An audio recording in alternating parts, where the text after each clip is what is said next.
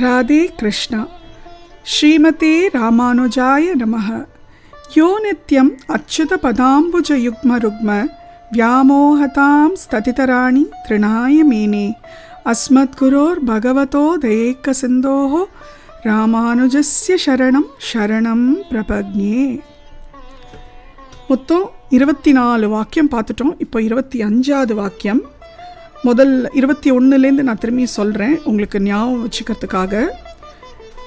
தேவு மட்டறியேனோ மதுரகவி ஆழ்வாரை போலே, தெய்வத்தை பெற்றேனோ தேவகியை போலே, ஆழிமறை என்றேனோ வசுதேவரை போலே, ஆயனாய் வளர்த்தேனோ யசோதையை போலே. இப்போ அடுத்த வாக்கியம் கிருஷ்ணர் வாக்கியம் இத்தனை நேரம் சொல்லிட்டு இருந்தா.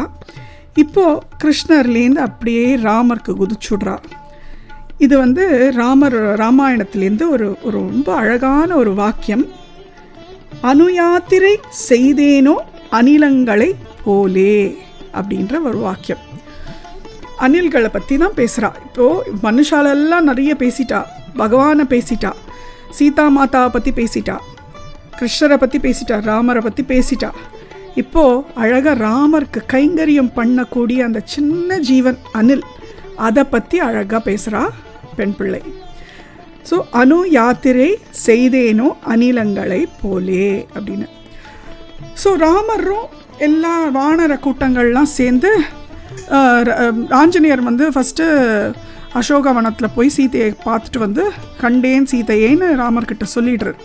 சொல்லினதுக்கப்புறம் இப்போ ராமர் அங்கே போகிறதுக்கான வழியை அவள் பண்ணணும். அதுக்கு சேத்து சமுத்திரத்தில் சேத்து பாலத்தை கட்டுறதுக்கு அவள் பிளான் பண்ணுறா.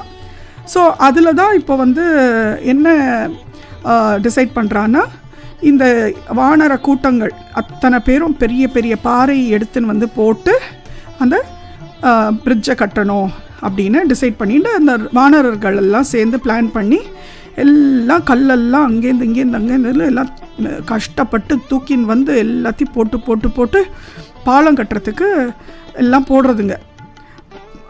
எல்லா வானர படைகள்லாம் போட்டுருக்கா. இதுக்கு நடுவில் இந்த அணில்கள்லாம் குட்டி குட்டி அணில்கள் 1 2 இல்லை, ஆயிரக்கணக்கான அணில்கள் அங்கே இருக்குது. அதுங்கள்லாம் என்ன பண்ணுறது, ஒன்றும் போகிறது, சமுத்திரத்தில் நல்லா முங்கிறது, அப்புறம் அந்த மணலுக்கு வருது, அப்படியே பரளறது, மணலில் நல்லா பரண்டு இங்கேயும் அங்கேயும் பரண்டு திரும்பி இந்த பாலம் இவா கட்டுறால அந்த பாலத்துக்கு மேலே அப்படியே உதுத்துக்கிறதுங்க. எல்லா மணலெல்லாம் அந்த பாலத்தில் உதுக்கிறதுங்க. இந்த வானர்களுக்கெல்லாம் கோபமாக வருது. என்னது இது, நம்ம பண்ணுற வேலையில் நடுவில் இதுங்கள்லாம் குறுக்கிடுறது ரொம்ப நமக்கு இடைஞ்சலாக இருக்கே. ஏன்னா அணில்லாம் இத்திருன்னு இருக்குது. இந்த வானர கூட்டமும் பெரிய பெரிய வானரங்கள் எல்லாம் ஒரு பெரிய பாறையை தூக்கின்னு வந்துட்டுருக்கா. அப்போது கால் பட்டு அந்த அணில்லாம் மடிந்துடுத்துன்னா செத்து போயிடுத்துன்னா என்ன பண்ணுறது, ராமர் காரியமாச்சே, அதில் எந்த விதமான பங்கமும் வந்துடக்கூடாதே அப்படின்னு சொல்லி அது அபச்சாரம் ஆகிடுமே, அந்த மாதிரி ஆயிடுத்துன்னா இதுங்கள்லாம் இப்படி கலாட்டா பண்ணுறதுங்களே அப்படின்னு சொல்லிட்டு கோவத்தோட, ஏய் இங்கே வராதிங்க, நாங்கள் வேலை செஞ்சுட்டுருக்கோம் இல்லையா, எவ்வளோ சின்சியராக நாங்கள் எவ்வளோ கஷ்டப்பட்டு வேலை செஞ்சுட்டுருக்கோம், எங்களோட வேலையில் நடுவில் இடைஞ்சலாக இருக்காதிங்கோ, நீங்கள்லாம் வராதிங்க, இங்கே போங்கோ, இங்கே விளையாடுறதுக்கு இதான் இடம் கிடச்சிதா, போய் வேறு எங்கேயாவது விளையாடுங்கோ அப்படின்னு சொல்லி துரத்துறாளாம். அப்போ உடனே அணில், அந்த கூட்டத்தில் இருக்கிற ஒரு அணில் சொல்லித்தான், நாங்களும் ராமர் கைங்கரியம் தான் செஞ்சுட்டுருக்கோம் அப்படின்னு தான். என்னது சிரிக்கிறாளாம். உடனே அந்த வானர வீரர்கள்லாம் சிரிச்சுட்டு, என்னது ராமர் கைங்கரியமா, நாங்கள் இங்கே இவ்வளோ பெரிய பெரிய பாலம் பெரிய பாறாங்கல்லாம் கல்லெல்லாம் எடுத்துன்னு நாங்கள் இங்கே இது கட்டுறதுக்கு சேது பிரிட்ஜு கட்டுறதுக்கு நாங்கள் போட்டுருக்கோம், நீங்கள் இதோ குதிச்சுட்டு இங்கே டான்ஸ் ஆடின்னு இருக்கீங்க, நீங்கள் போய் என்ன கைங்கரியம் பண்ணுறீங்கன்ன உடனே, இல்லை நாங்கள்லாம் சமுத்திரத்தை வற்ற வைக்கிறோம், சமுத்திர தண்ணியை அப்படிங்கிறது தான். என்னது சமுத்திர தண்ணியை வற்ற வைக்கிறீங்களா, எப்படி அப்படின்ன உடனே, நாங்கள் போய் குளிக்கிறோமா, குளித்தா நாங்கள் குளிக்கிறதுல சமுத்திர தண்ணி வற்றுமா, வற்றினதுக்கப்புறம் நாங்கள் மணலில் புரளுறோமா, எங்கள் மேலெல்லாம் அந்த மணல் ஒட்டிக்குமா, அப்புறம் இந்த பிரிட்ஜில் நாங்கள் அந்த மணல் எல்லாத்தையும் உதுத்துடுறோம், அப்போது உதுத்துட்டோன்னா என்ன ஆகுது, அந்த பிரிட்ஜுக்கு நடுவுலெல்லாம் உங்களோட பாறாங்கள்லாம் அப்படியே டைட்டாக நிற்கிறதுக்கு ஒரு பாண்டிங் மாதிரி ஆயிடுறது. அது மட்டும் இல்லை, இந்த மணல்லாம் அப்படியே அந்த கல் மேலே வந்து எல்லா மணலும் உட்கார்ந்ததுன்னா ராமர் நடக்கிறச்சே பாதம் மிருதுவாக இருக்கும், மெத்துன்னு இருக்கும் மணலில் நடக்கிறது. ஏன்னா கல் மேலே ராமரோட கால் பட்டுதுன்னா ராமர் கால் வலிக்கும் இல்லையா, அதனால மெத்துன்னு அந்த மணல் மேலே நடக்கிற மாதிரி இருக்கும். அதனால நாங்கள் அந்த மணல்லாம் அங்கேருந்து எடுத்துன்னு வந்து இந்த இதில் உதுக்குறோம் அப்படின்னோடனே அப்படியே அந்த ஆஞ்சநேயருக்கும் அந்த கூட இருந்த வானர படைக்கும் கண்ணில் ஜலம் வந்துருத்தான். என்ன மாதிரி ஒரு கைங்கரியம் அவள் பண்ணுறா பாரு, எவ்வளோ யோசித்து எப்பேற்பட்ட ஒரு கைங்கரியம் பண்ணுறா பாரு அப்படின்னு. அதனால இந்த அணில்கள்லாம் சரி நீங்கள் பாட்டுக்க பண்ணுங்க, நாங்கள் பாட்டுக்க பண்ணுறோன்னு அவ்வளோ அந்த குட்டி அணில் கூட யோசிக்கிறது பாரு, ராமருக்கு ஒரு கைங்கரியம் பண்ணணும், ராமரோட கால் வந்து நடக்கிறச்சே அவருக்கு இந்த கல்லெல்லாம் குத்தக்கூடாது, மெதுவாக இருக்கணும், மிருதுவாக இருக்கணும். ஏன்னா ராமரோட பாது வந்து மிருதுவான பாதம், செந்தாமரை பாதங்கள். ஸோ அந்த மாதிரியான பாதம் வந்து ராமருக்கு வலிக்கக்கூடாது அப்படின்னு யோசித்து என்ன அழகாக ராமருக்கு காலுக்கு மெத்துன்னு அந்த மணலை போடுறதுங்க பாரு அப்படின்ட்டு ஆனந்திக்கிறாளாம். இதை ராமர் கேட்டுருக்கார். இந்த கான்வர்சேஷன் இந்த அணில்களுக்கும் வானர மக்களுக்கும் நடக்கிற அந்த கான்வர்சேஷனை கேட்குறாராம். கேட்டுட்டு ஒரு அணில் அப்படியே தூக்கி ஆசையாக அப்படி 3 விரலால் அந்த மண்ணெல்லாம் அப்படி தடவி கொடுத்து மண்ணெல்லாம் அப்படி இறக்குறாராம். கையால் விரலால் அப்படி அந்த மண்ணெல்லாம் தட்டி விடுற மாதிரி இப்படி 3 விரலால் இப்படி தடச்சே அப்படியே அந்த 3 விரலோட இது ரேகை அப்படியே உடம்புல வந்துடுறதான்.